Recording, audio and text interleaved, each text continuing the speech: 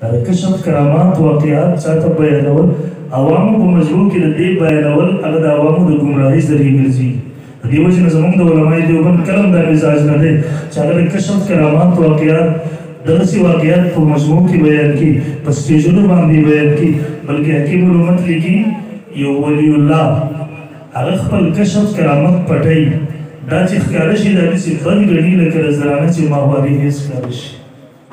دې وجې نه زموږ د علمای دیوبند کلم دا مزاج نه دی منبرونو باندې عوامي مجموع کې کشف کرامات واقعات بیانول د علمای دیوبند د مزاج نه خلاف خبره ده.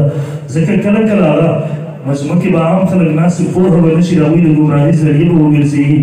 هغې خبره پټوله، طالبان ورنه راچاپېر شو، نه چې مونږ ته به خامخا خبره کوئ، واقعې به بیانوي، ولې خورئ تاسو دا شونډه؟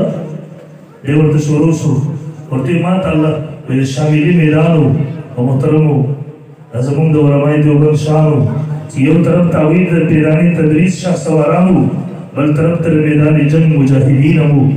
د شاملي په میدان کې مولانا قاسم نانوتي رحم الله د سپه سالار په حیثیتو، حافظ ضامن شهید مولانا رشید احمد گنگوهی رحم الله، مولانا یعقوب نانوتي رحم الله، زموږ دا ټول علما د شاملي په میدان کې میدان جهاد کې د انګریز په مقابله کې ولاړو، جهاد یې کړ.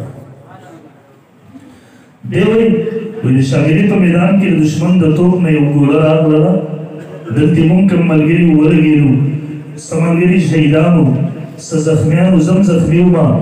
بالخلق عدد الله ما تراخی ګوره یو عدد دی، یو خلق عدد دی. عدد ته قانون ویلی کېږي، خلق عدد ته د الله قدرت ویلی کېږي. تاسو ګورئ وریځ راشي باران وشي، دا د الله رب ذوالجلال قانون دی، عادت دی. کله وریځ نه الله باران راخېږي، دې ته ویلی کېږي قدرت خلق عدد.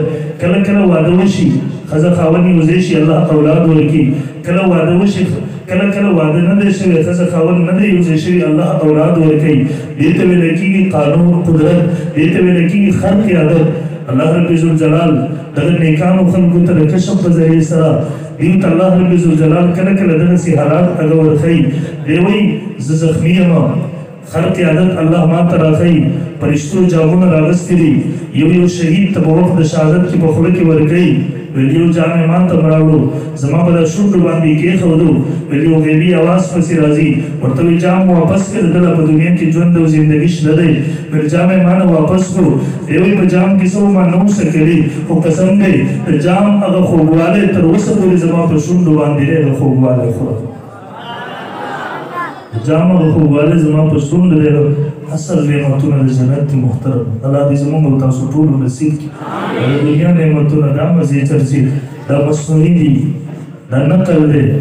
په دغه نقل باندې اصل د لاس نه مه ورکوئ، دغه نقل لپاره اصل مه قربانوئ، د اصل لپاره نقل قربان